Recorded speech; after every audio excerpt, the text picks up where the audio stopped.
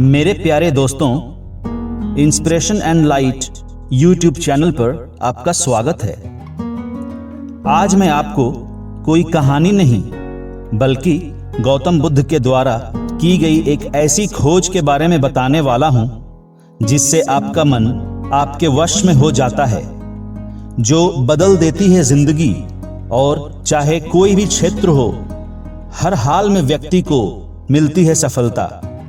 दोस्तों, वीडियो पूरा देखने से बेहतर समझ में आएगा, तो आइए शुरू करते हैं और बुद्ध के इस खोज के बारे में विस्तार से जानने की कोशिश करते हैं। इसका हमारे जीवन पर क्या प्रभाव पड़ता है, यह भी समझते हैं।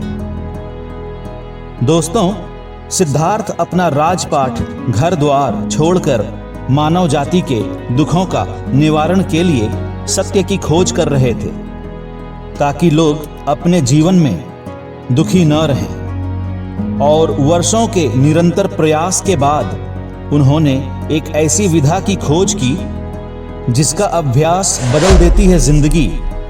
हर हाल में व्यक्ति को मिलती है सफलता और उसका बेलगाम मन उसके वश में हो जाता है। दोस्तों, बुद्ध के इस खोज के बारे में यह कहा जाता है कि इसका जिक्र भगवान श्री कृष्ण ने गीता में भी किया है, वहीं ऋग्वेद में भी इसका उल्लेख है।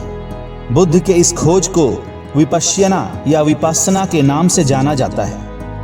विपश्यना बेहद प्राचीन ध्यान यानी कि मेडिटेशन करने की विधा है, जो समय के साथ पूरी तरह विलुप्त हो चुकी थी। करीब 2500 वर्ष पूर्व महात्मा गौतम बुद्ध ने फिर से इसकी खोज की और इसे पुनर्जीवित किया था।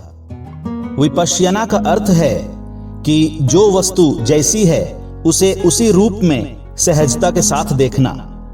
यह अंतर्मन की गहराइयों तक जाकर आत्मनिरीक्षण द्वारा आत्मशुद्धि की साधना है। इसकी शुरुआत सांसों से होती है। सबसे पहले सुखासन या वज्रासन या किसी भी आसन में बैठ जाएं। इसके बाद व्यक्ति को सांसों को साक्षी भाव में देखना सिखाया जाता है।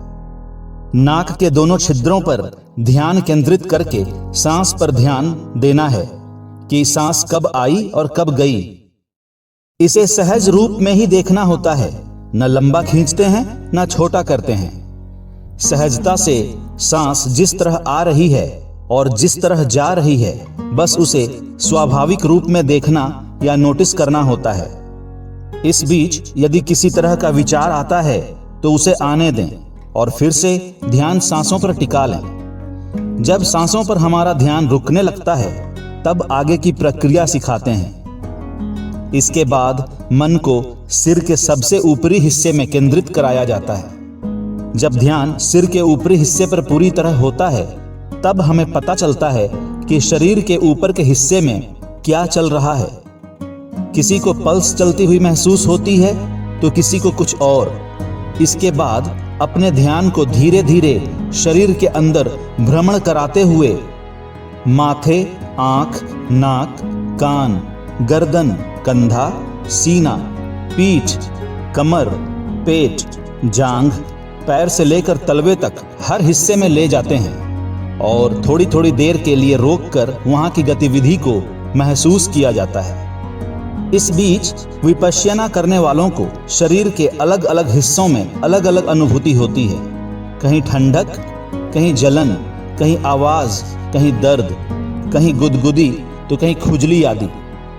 लेकिन आपको हर स्थिति को सहन करके शांत रहना होता है और खुद पर नियंत्रण रखकर किसी भी तरह की प्रतिक्रिया देने से खुद को रोकना होता है। यानी चाहे कष्ट महसूस हो या खुशी, आपको उसी मुद्रा में बैठना होता है जिसमें आप बैठे हैं। शरीर का भ्रमण करते हुए जब आप पैर के आखिरी छोर तक पहुंच जाते हैं, इसके बाद फिर से सिर तक उसी तरह रिवर्स करते हुए वापस जाना होता है। सिर से पैर तक जाने के बाद व्यक्ति जब पैर से सिर तक वापस आ जाता है, तब इसे विपश्यना का एक चक्कर माना जाता है। धीरे धीरे हम अभ्यास करते हुए शरीर के अंदर बारीकी से भ्रमण करना सीख जाते हैं। इस अभ्यास के बाद व्यक्ति शरीर की उन गतिविधियों को लेकर भी सजग हो जाता है जिसके बारे में आम तौर पर उसे पता ही नहीं चलता। इसके बाद आखिरी में मंगल मैत्री, यानी सभी को जिन्होंने आपका कभी न कभी दिल दुखाया है उन्हें उनकी गलतियों के लिए माफ करें और सभी से अपनी गलतियों की माफी मांगे। मन पर किसी के प्रति अच्छा या बुरा कोई भाव न रखें, समभाव में रहें। दोस्तों, विपश्यना से हमें क्या लाभ मिलता है? विपश्यना का उद्देश्य वर्तमान में रहकर जीवन जीने की कला सिखाना है। नियमित इस अभ्यास से आत्मशुद्धि होने लगती है, मन पर व्यक्ति का वश हो जाता है और वो इसे भटकने नहीं देता। जीवन में चाहे सुख का पड़ाव हो या दुख का, व्यक्ति हर हाल में समभाव में रहना सीख जाता है। यानी दुख में बहुत दुखी नहीं होता और सुख में भी बहुत सुखी नहीं होता है। वो उन्हें सिर्फ जीवन के एक घटनाक्रम के रूप में देखना सीख जाता है। व्यक्ति की एकाग्रता बढ़ती है और बड़ी से बड़ी मुश्किल में भी वो विचलित नहीं होता। साथ ही बड़ी से बड़ी खुशी में अति उत्साहित नहीं होता। जीवन में सुख दुख का तालमेल बैठाना सीखकर वर्तमान में जीना सीख जाता है।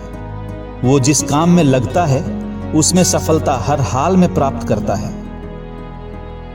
दोस्तों, आपसे यह विनती है कि विपश्यना का अभ्यास खुद से नहीं बल्कि एक गुरु जो विपश्यना जानते हैं उनके मार्गदर्शन में करना चाहिए। हमारे देश में अनेकों विपश्यना सेंटर्स हैं जहां आप जाकर बड़े ही आसानी से इस विधा को सीख सकते हैं और अपनी जिंदगी बदल सकते हैं। बस आज इतना ही दोस्तों। आपके प्यार और सपोर्ट के लिए आपको बहुत बहुत धन्यवाद।